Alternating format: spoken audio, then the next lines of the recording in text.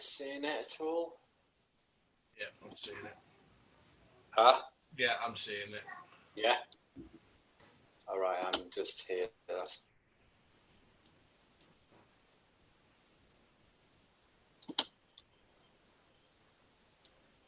Okay. Being a bit slow here. Let's pull up these questions. So, what was it? What the origins of Desert Storm Collective was one of the first questions you put, wasn't it? I suppose the origins were Keith up in Glasgow, wasn't it? And sort of very early. Yeah. 90s. A crew before we were part of it all, isn't it? Yeah, crew before we. The early Scottish crew. There was Smudge and Shona and Busy and Clanger and. Yeah. The whole Yeah, I've been chatting with Busy a bit actually. Alistair.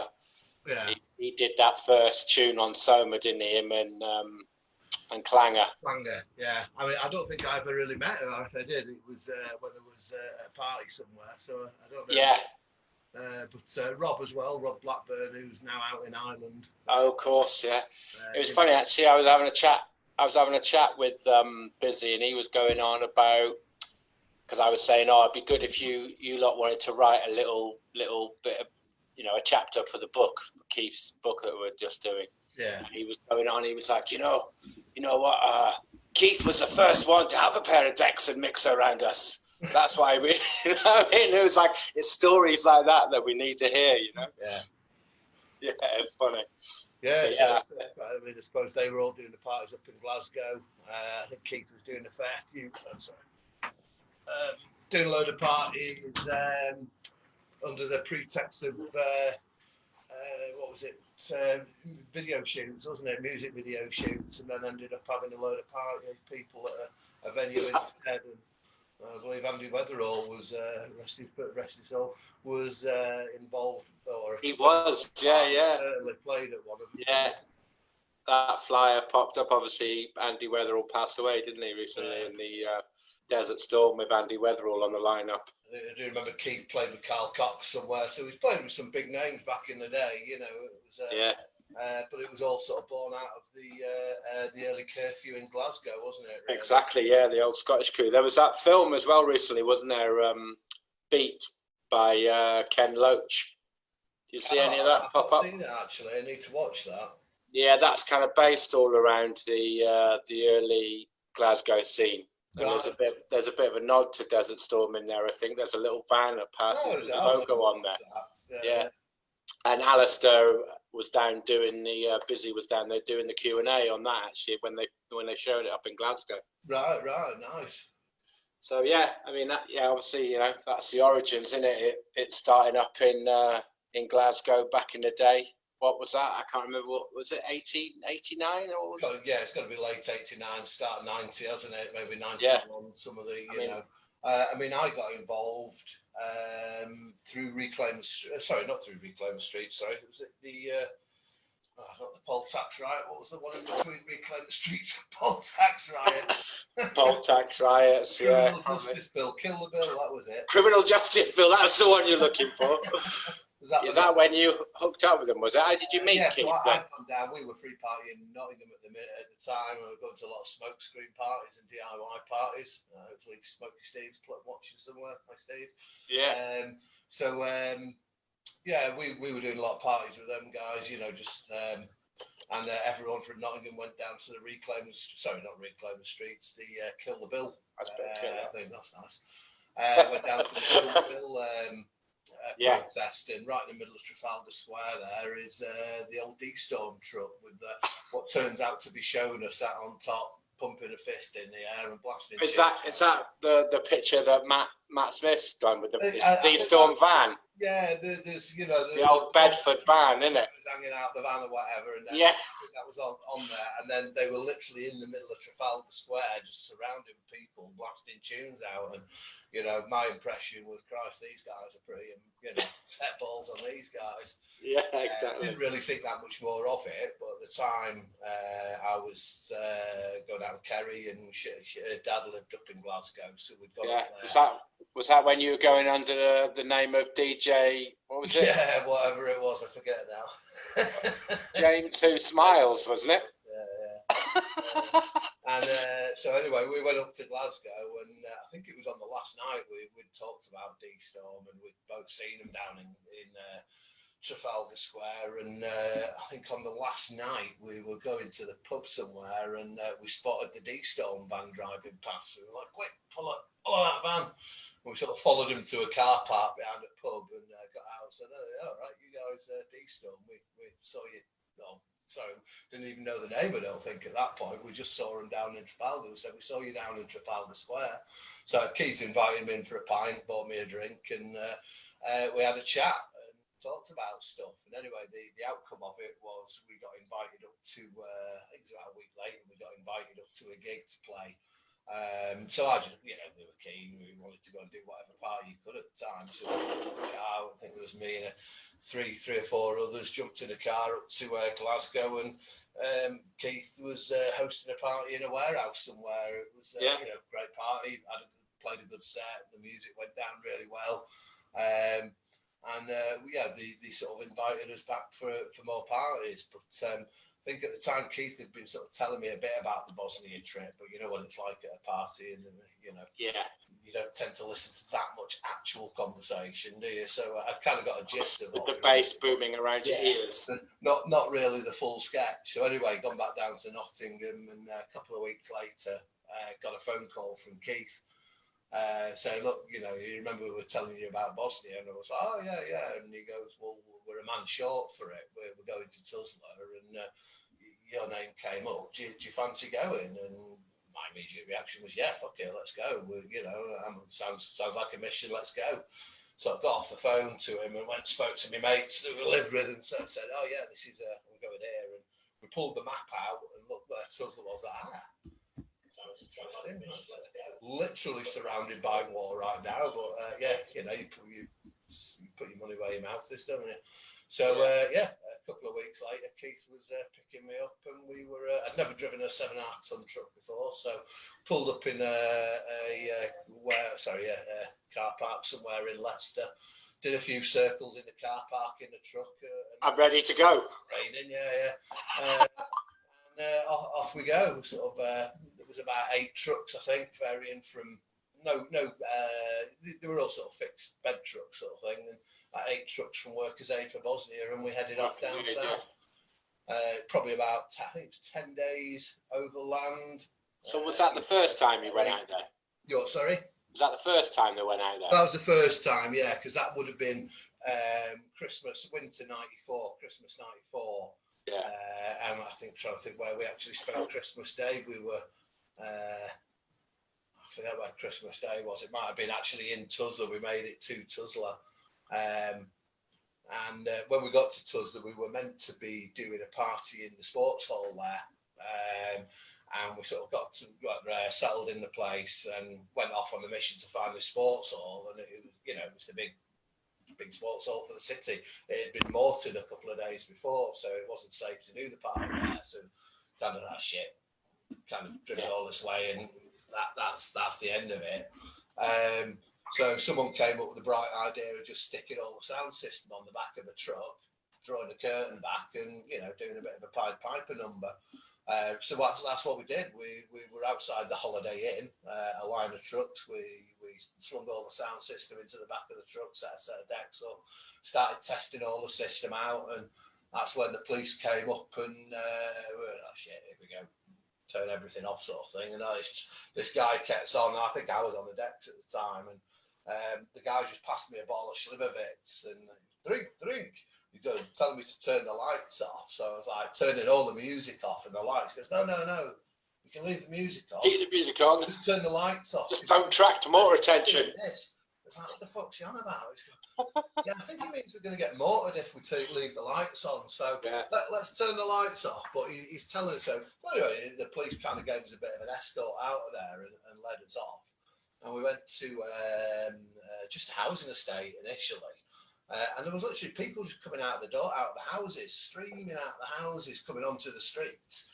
And you could see all these people hanging out the balconies. And it got to the point where there was three. I remember vividly looking down, and there's three old ladies stood there doing the knitting with literally the heads in a bass bin. And we're playing some not hardcore techno. It's pretty, just pretty banging hard house sort of stuff, but it's pretty heavy. Yeah. Certainly, probably not what they used to, put it that way.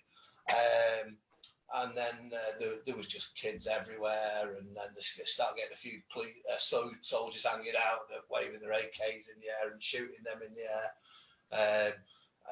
And then, do you remember driving through the city? And I was on top of the cab at one point, dancing away on top of the cab, and as we were driving, then the car pulls in front of us, and this guy gets out and he won't back up. And next thing, he's got a knife out and he's just about to throw this knife at me on the top, and I dive down on the cab.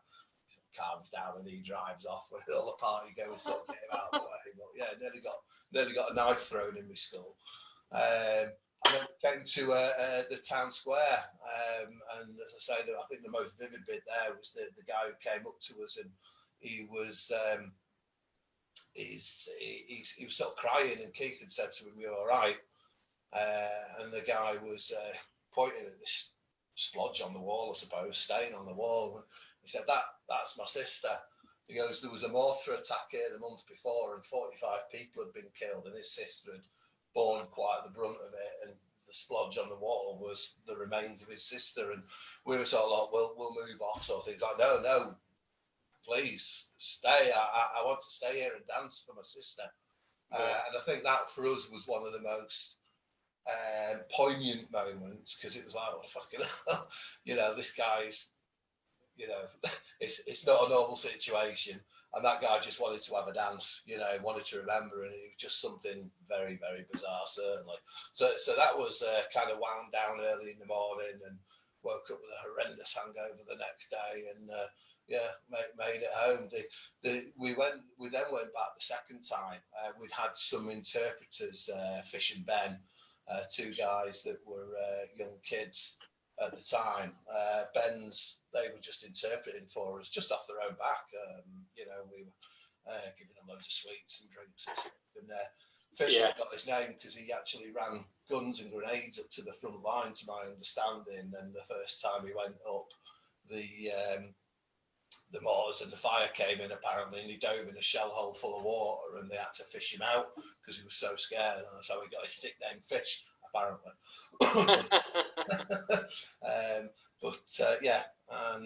We went back in the summer with the next one.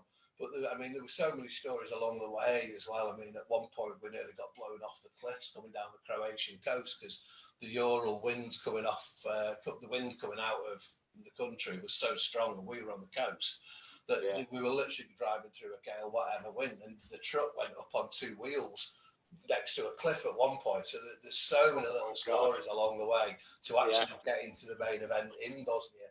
We went back in the summer, picked up Danny and Joe Marshall and Danny Bannister. They came in when you did some sets on the radio and stuff like that, wasn't it? Yeah, exactly. That's we managed to sort of plan a bit more music this time, because the first time we really had no idea what was going to be going on. We were half caught up in the food aid as well. There's some great stories about the food aid, because we weren't sure exactly where the food aid was going to, so we decided to just get off, find ourselves a little orphanage, and gave a load of the food to a bunch of orphans instead. We nearly got in a bit of trouble with that. But the second time, as I say, it was purely a musical mission, really. We still wanted the aid convoy, but Danny and Joe were with us, and that's where we were doing parties at the quarry. And that time we had a couple of Apache helicopters hovering over the party at one point, shining lights on. Really? Oh my God! Shots of fuck with missiles, or just a really good lighting show. Yeah.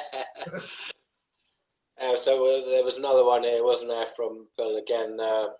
So were the Bosnian people receptive to your particular kind of music? Absolutely. It was definitely new to him. The first gig we played when we actually got to Bosnia was at a little orphanage. It was before we actually got to Bosnia. It may have been in Slovenia or as we went down. I forget exactly where. And there was just a bunch of kids dancing around. We didn't play anything too heavy. It was all quite, hard house, early techno stuff. So it was all quite, you know, accessible stuff, I suppose. Well, yeah, no, they absolutely. There's the article in there in the Mix Mag where it's going on about the Luna tune, in it, the bang bang to the beat of the drum. All right, mate.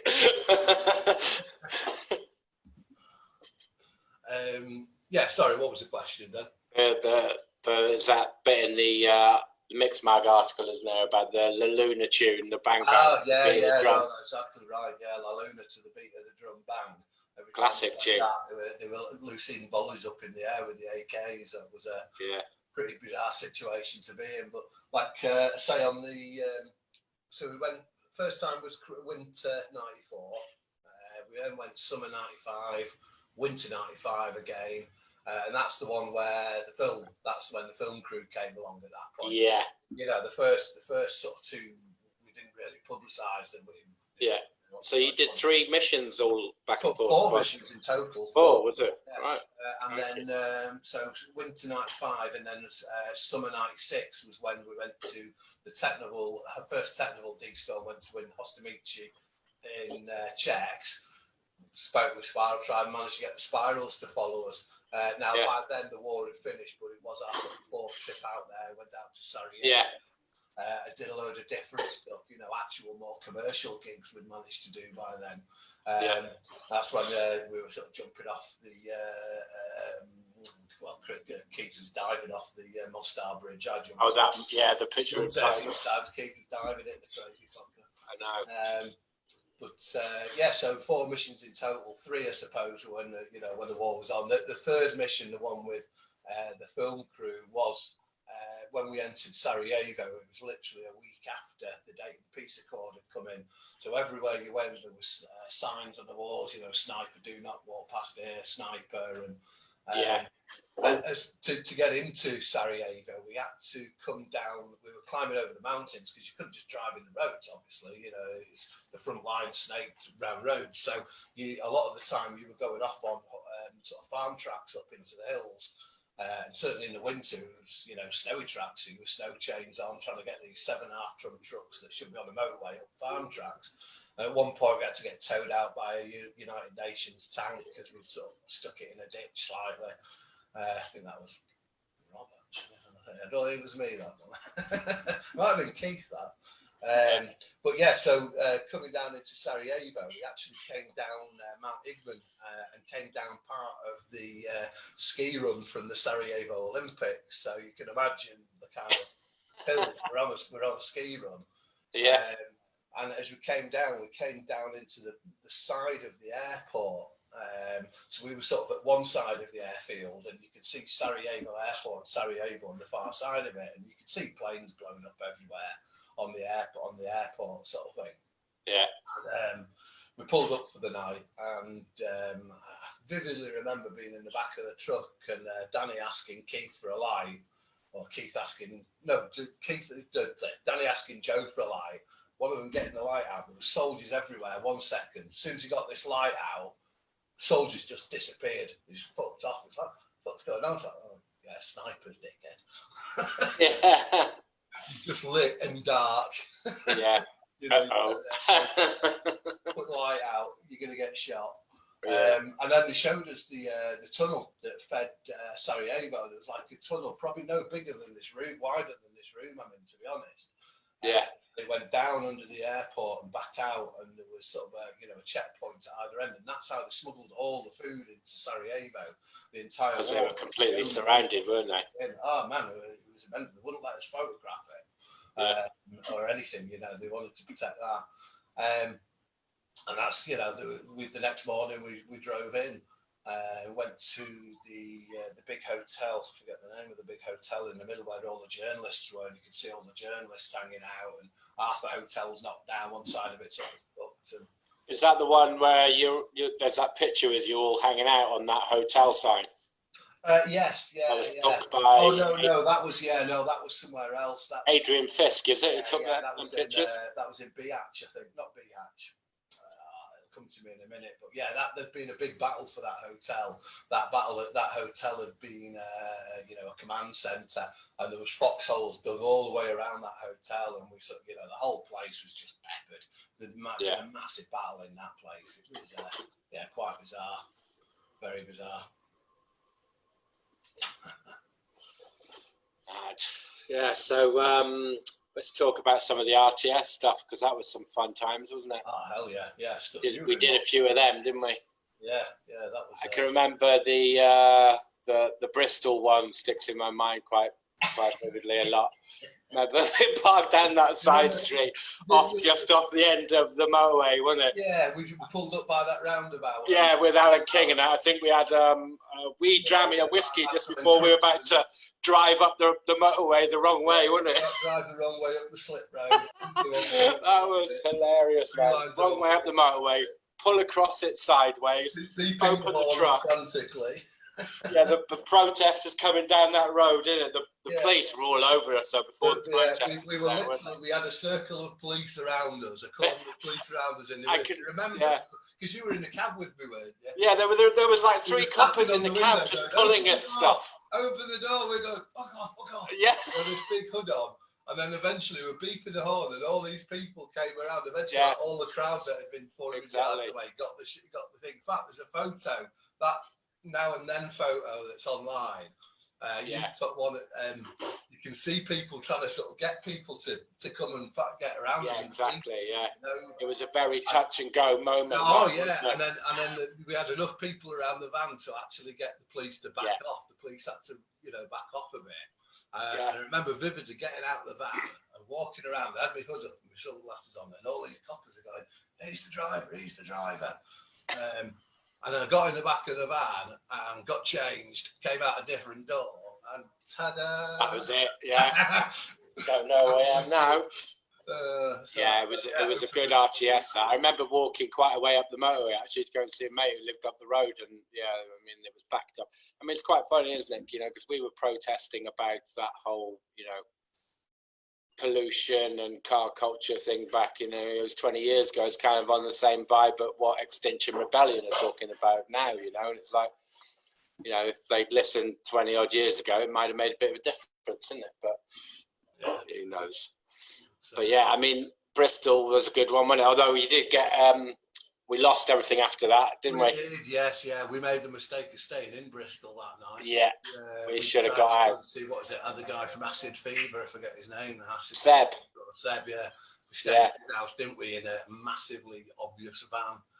So as soon as we went to move the van the next day. It was when you and Liz went to go and move the truck, or you went to go and get some out of the truck, didn't you? We moved 6 feet, and then I think we went to bring the van down to the house and then moved 6 feet. Yeah. And they pounced on you. But yeah, that was fun. One of the many times that we lost the sound system on the truck. Yeah. And if you remember, we managed to keep hold of our records. I can't remember, because we got grilled for about 3 hours, and then we got released, and the truck was impounded.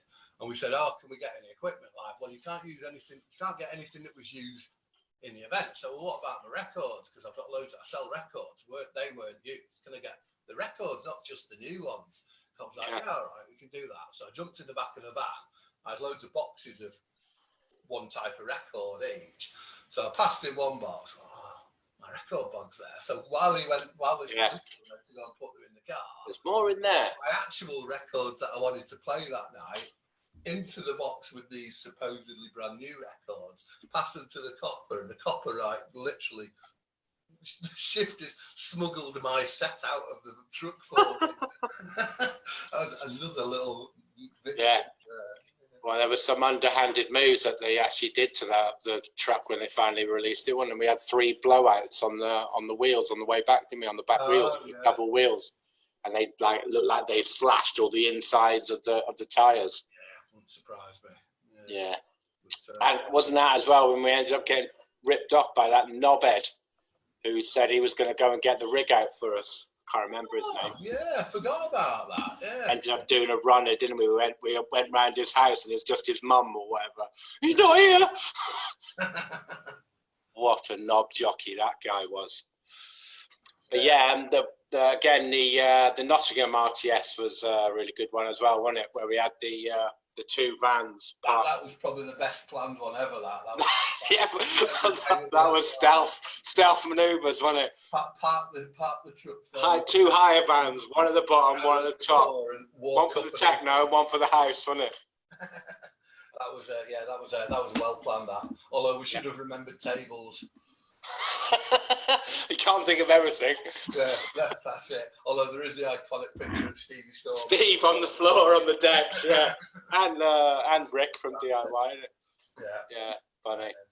But that was good though. Sheffield was a winner. Sheffield as well, yeah, that was an amazing one, wasn't it? That was we sort of drove the wrong way down the road there, if you remember. Yeah. Or remember we got that letter from the police as well saying. We know you're doing this, reclaim the streets. But you know, it's like they were like, yeah, okay. If you'd like to come down the station and have a chat about it over a cup of tea, like, I don't think so, mate. We'll be all right. But they were really nice, though. They escorted us from the demonstration to a big park. They were like, here you go. Have your after party down here. Yeah. And then there was a good after party after that as well, I think. Yeah, exactly. Yeah. I think I remember getting up. I think I might have been slightly drunk and fallen asleep on the street, and someone abducted me and took me back to their flat. I woke up at someone's flat, and I was like, "Where am I?" Missing for a bit. Yeah, exactly. Obviously, I felt okay, but you know, they were just, just thought we'd take you home. Oh, cheers, mate.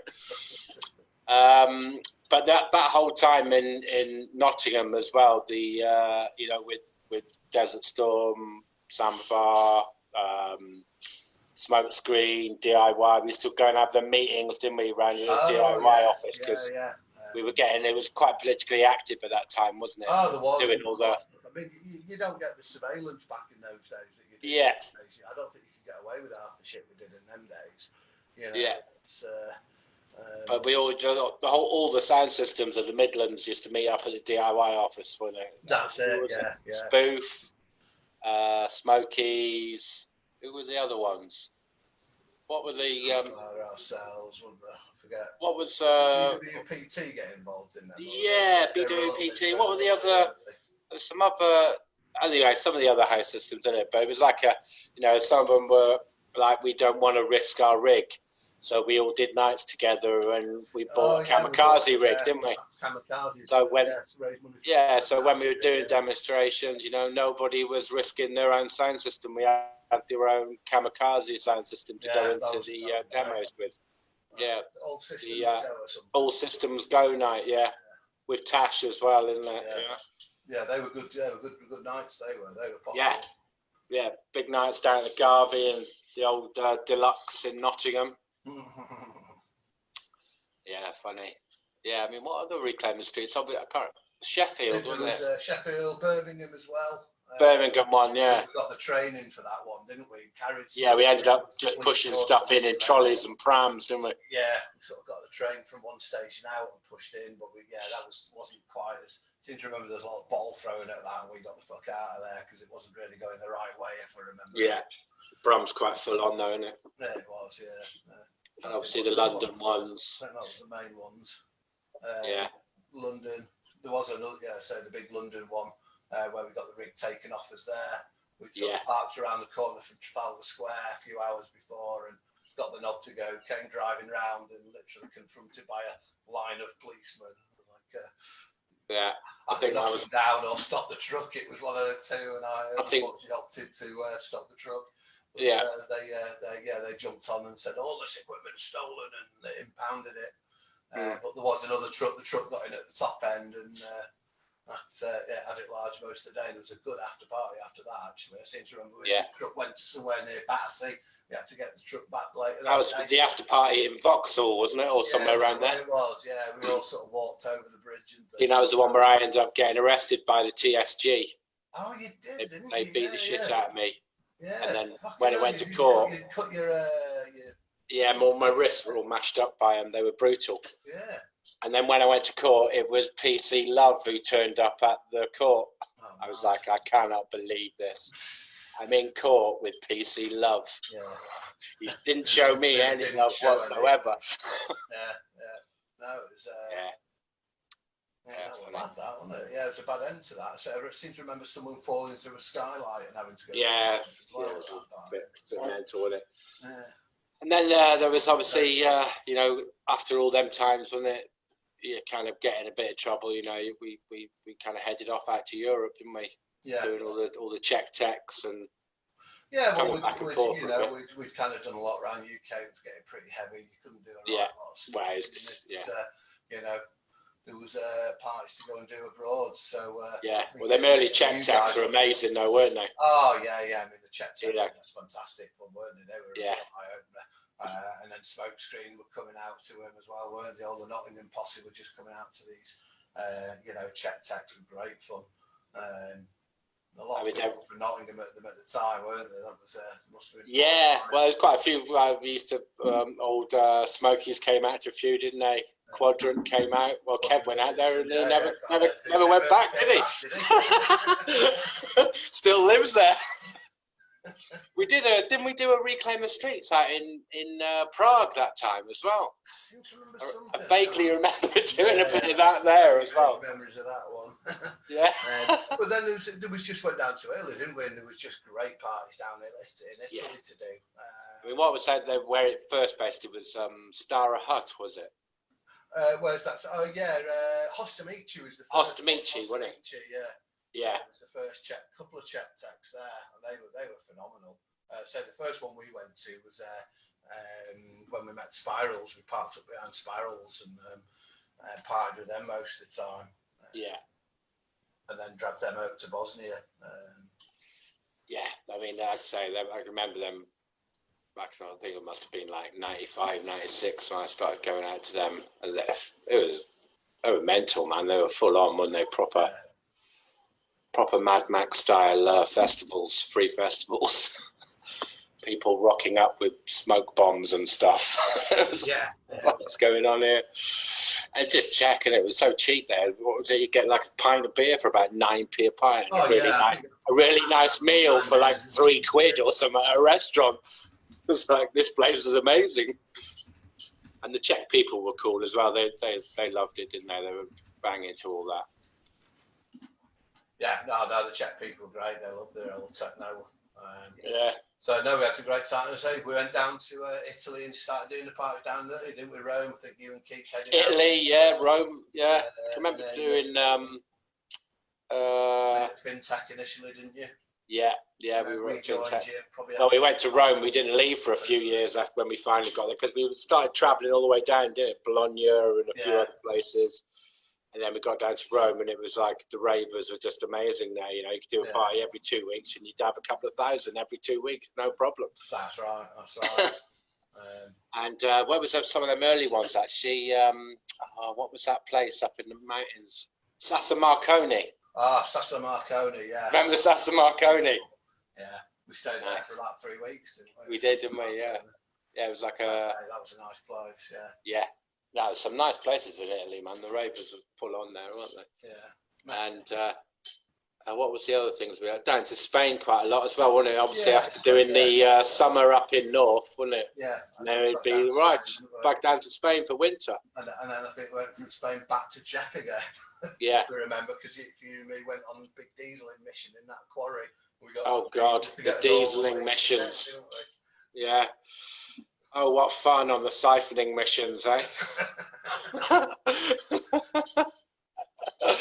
And what was it? The end of the world. Were you at that end of the world party? Yeah, because I'd just come from Italy. Oh, yeah, of course. We were all packed up afterwards, weren't we? Yeah, because we'd been in Italy, hadn't we? We'd all been in Italy doing some parties. And then I think we split up and got there separately, because I think you guys headed. And then I went to some party with, what was his name?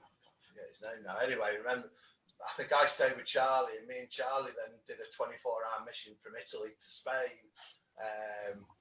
Got all the way in pretty much one drive, and then met you guys at the bottom of that mountain.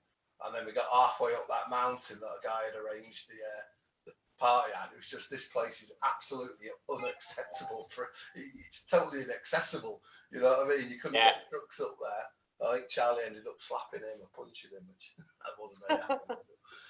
Yeah, we ended up finding that place. So, well, it was the old naval coastal bombardment. Old fort, wasn't it? Old ramparts where it all went into the mountain, wasn't it? Underground. Yeah. And that was good. Yeah, that was a good party. Ended up getting proper. A couple of weeks after that, didn't we? Yeah. Yeah, no, it's funny that, wasn't it? Because it went on for a few days, and then the Mozos de Esquadra came in full on, didn't they? And they were like, a few people escaped out the back, wasn't it? Some of the Tomahawk lot. I remember trucks going out the back. But then everybody else that was leaving through the police line, they were like, we want 3 bits of kit off everybody. It was like, that was just before. We'd met Mathieu Empatism, hadn't we? We'd been driving through Perpignan. It was just and Mathieu came up to us. He was like, "Oh, we got chatting with him." And then he was obviously going to the end of the world, and we ended up playing with Mathieu, and that's how Mathieu got involved with Dstorm. From that, just before there. Good guy. No, it's funny. I remember, because it was what was the big? It was Roses that was down on the touristy spot, wasn't it? Yeah. And we after we had to get out past the Mozos and give them 3 bits of kit. We gave them a couple of drivers and a top box or something like that, wasn't it? We went and parked in the tourist bit, didn't we? Right on, and they were like, "What are you doing here?" And we're like, "Well, we're not going anywhere until they give us back our kit." And they were like, "Oh no, you can't park here." And the police took us up to that nature reserve, didn't they? They were like, "You can stay here." And then the nature reserve guy rocked up saying, "What are you doing here?" We're like, "Well, the police told us we could stay here." And they were like, "What?" It was a nice spot though, that was, wasn't it? Yeah, no, that was great. Right on the beach, it was lovely. Yeah, we were there for like 3 weeks. I remember paying the truck. We did that big dieseling mission, left there and went all the way to check in one go, didn't we? I think it was check tech after that. Yeah.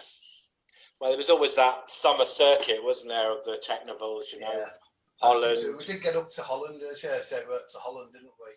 I can remember a couple of staying out. Did you come to the when we went to the ADM that time? Groningen, that was where the Holland. Oh, Groningen, yeah. Did you come to the ADM when we were there that time? Yes, yeah. I think I missed the initial bit, and then. Well, they were doing the Robo-Doc there, wouldn't they? They just recently got kicked out of there last year, didn't they? Quite forcibly. It's been. Oh yes, It's been a squat place for like 15 years or whatever, and I've seen some bits where they came in quite heavy-handed and just ejected people, smashed up all the kit, wouldn't even let them leave with the. It was very political, that place as well. It was very political, yeah. I seem to remember we parked outside. They wouldn't let us park inside the actual concert. That's right. Initially, and they sort of threw us a cable after 3 Well, no, we had to go to a meeting first, remember? And they were all there passing the stick around. We were like, hi, Wood Desert Storm, can we have some electric, please? And like, oh, is that all you wanted? Yeah, we'll throw you a cable over. It's like, we did 3 hours. It was like, funny. That society and create your own fucking society. I remember going down to from Czech one time. We went down to Slovakia, didn't we? Were you remember that one? Yeah, we did. Did that little quarry, didn't we? Bratislava, didn't we? Bratislava, that was it. Because I think we were selling chai tea at the top of the hill there, weren't we? Having a little bar and chai tea stall at the top. And there was loads of mafia there, wasn't there? Well, yeah, there were Bratislavian mafia. We're like, what have you got? Like little blocks of hash. It's big. You were like, is that it? Oh my gosh. Yeah. And we went down to Hungary as well. That was a good one, wasn't it? I never made it to Hungary. Were you not? What, the Eclipse? In UK by Hungary, yeah. No, right. I've never been to. Oh no, sorry. What are we on about? No, Hungary. You were at the Eclipse party. Yeah, for the Eclipse party. Yeah, of course it was. Sorry, the pond where we drove in. Yeah, the pond, you drove your trucks in and they just sunk. It was like that. Get as far as you can, and then that's it. I remember trying to get out of there. It was a great party, and actually, it was amazing. I tell you what, that was probably one of my most enjoyable times I've ever played, because I managed to wangle on the decks as the sun came out. So literally, the music. That eclipse was the eclipse came in. Full on. That was amazing. That eclipse. And then I managed to somehow wangle on up to our system, and as the sun came out, stuck the tune on, and just everyone went wild. Yeah. It was a true tribal moment. Yeah. Everyone just went mental. It was incredible. Once in a lifetime experience seeing an eclipse like that, man. That was like, because that was the epicenter, wasn't it? Oh yeah, we were right on it there. And there was that trance festival opposite us, wasn't there? We were driving around for ages trying to find somewhere, weren't we? Do you remember stopping at that guy's bar? We were just been driving for ages, and we stopped at a little bar, and this guy serving up. He spoke quite good English. And we were like, he's like, what are you lot up to? And we were like, no, we're looking for somewhere to do a rave. He's like, oh really? He's like, I've got some land down the road. And like 3 of us jumped in his 4x4 and he drove us up to his bit of land. Lovely bit of land, but it was like all on a hill down to like a fishing pond. And we were like, oh, man. Oh, yeah, I do remember that. Yeah. It was like really sound, when do you meet people like that? Go, there you go. You can come and do it on my land if you want. But we ended up finding that field, but it was like a semi-dried up pond. Remember that tractor that pulled everybody out? It was the biggest tractor. There was a couple of good trucks that did. The biggest tractor I've ever seen in my life. It was like it was as big as a house. Well, the wheels were, because everybody had to get dragged out of there, weren't they? We were fully stuck. But yeah, it was an amazing party, that one. I remember all the locals coming down like that. There was that old couple, wasn't there? They were like 70s, 80s or something. They were kind of standing around the edge, like, what's going on here? And they were like, they came to have a chat. And they were like, you doing this all day? Like, we're going home to get changed, and then we'll be back later. And they came back all dressed up like proper and spent the night raving at the party. Yeah, that was good. Funny. Hemp growing everywhere as well. Oh yeah, there was. Yeah. All in the ditches and stuff. Yeah. Gave you a fucking headache if you smoked it. Yeah, everyone's like rolling it, like it's not gonna work. Ain't gonna work. Yeah, that was fun. Other memorable parties. I'm trying to think now. There were so many of them, isn't there? Oh yeah. Let's have a look at some of these other questions. So, does the travelling party scene still exist today, and in what form? Well, I think so. I'd say so. I couldn't comment. It does. I've not really been involved that much in the last few years now. But yeah. You'll probably. But you always see them popping up online. There's still technicals going on. I mean, I've got a friend in Austria, Mike. He's got his own system out there and out of control. He does parties in Vienna, and he was headed down to Italy and did some parties last summer. He had a great time, so I guess it's still happening. Yeah, I see. There's still obviously quite a few. Obviously, I live in London, so you see the London crews and the Bristol crews still out, and they still get out the country doing stuff as well. So it's still fully going, I think, and I'm sure there's still plenty of of rigs and that out in Europe still doing the same thing. For sure. Yeah, the underground will always be there, isn't it? Absolutely. I think it's probably harder these days just with the amount of there was no. Well, they didn't know what it was back in the 90s, did they? No instant insurance. I mean, I think Keef used to drive around with a piece of paper with DMT insurance on exactly. On the back, if you remember that was his standard. I remember getting busted once in Italy. We were in a warehouse. I think it was Dstorm and Tomahawk and somebody else, I think. But they were like the Italian police were like asking for the insurance document, and the French had this like real one that was all a bit knackered and falling apart, and we had our freshly printed off one, and they were the police were like to the French, "What is this? This is a real insurance document." And they were like, "No." But yeah, things like that, it's just mental, isn't it? But yeah, it's still going strong, isn't it? That's what else we got here. How do you feel?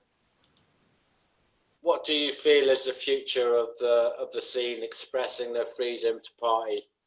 Is the future violent? Well, I mean, you don't know. Yeah. What violent was that? Yeah. I hope not. Yeah. I mean, yeah. Obviously doing illegal raves, some places they kick off, don't it? But it's obviously down to the people and how it's controlled a lot of the time, isn't it? Yeah. But I think a lot of it is how it's passed about as well. I mean, when we were doing free parties in the late 90s, and it was literally word of mouth and sort of printed up flyers that someone exactly. you Well, you were that was part of it, wasn't it? Getting out in the town, city, and flying and postering. Look like you and give them flyers, Exactly. Now you've got all this Facebook, Well, it was hard to keep a party underground these days. Yeah, really. It's before the days of social media, wasn't it? Absolutely, yeah. I mean, I don't think we even had mobile phones just were coming in, weren't they? Because we had the hotline, so phones weren't even a big thing in them days. Certainly, there was only one or two people had phones in the crew. It was just a burner phone for the party line, wasn't it? None of us had phones to contact people. Yeah, it's mad that, isn't it? How we managed to pull it off and have so many people at raves before mobile phones and social media.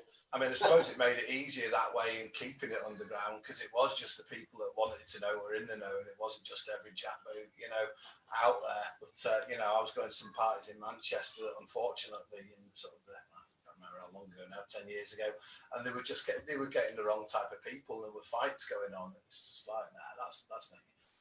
You don't go to a party to see a fight, No, well, that's it. We do this to come together and have a good time and listen to music and party, isn't it? Yeah. But I mean, what we got left? We've got probably about 7 minutes or whatever. But maybe just talk a bit more. Obviously, now with Dstorm, we've got we've got a couple of vinyl projects on the go. Trying to release some more records. Basically, doing all these color series. Repressed Keef's record and on colour vinyl. I'm trying to make it a bit more of a collector's kind of thing. Good, man.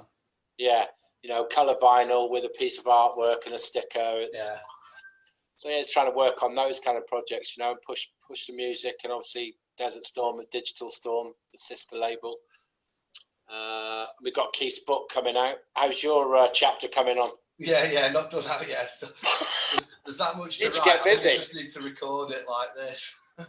Yeah, well, mate, transcribe it. I don't know. Hey, mate, you've got enough stories there. Like I say, you've got those times that you went out to Bosnia and all the other stuff you've done. You just need to get some of that into writing, basically. Yeah.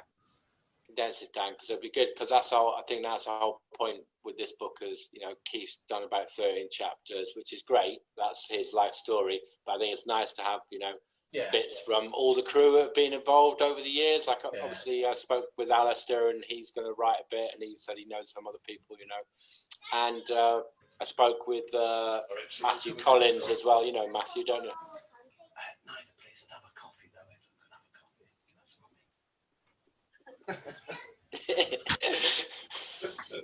I spoke with living in the pajamas at the minute, them kids. Yeah. So am I, mate. I spoke with Matt Collins as well. Oh yeah.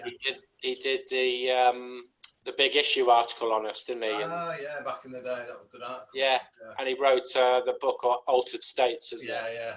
But I had a chat with him because obviously he was quite good friends with Keef. Yeah. And he's a writer as well, isn't it? So I was like, would you like to write something? And he was like, yeah.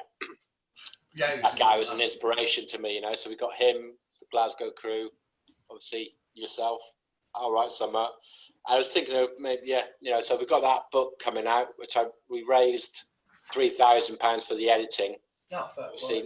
Yeah, so that's all in the pipeline at the minute, basically.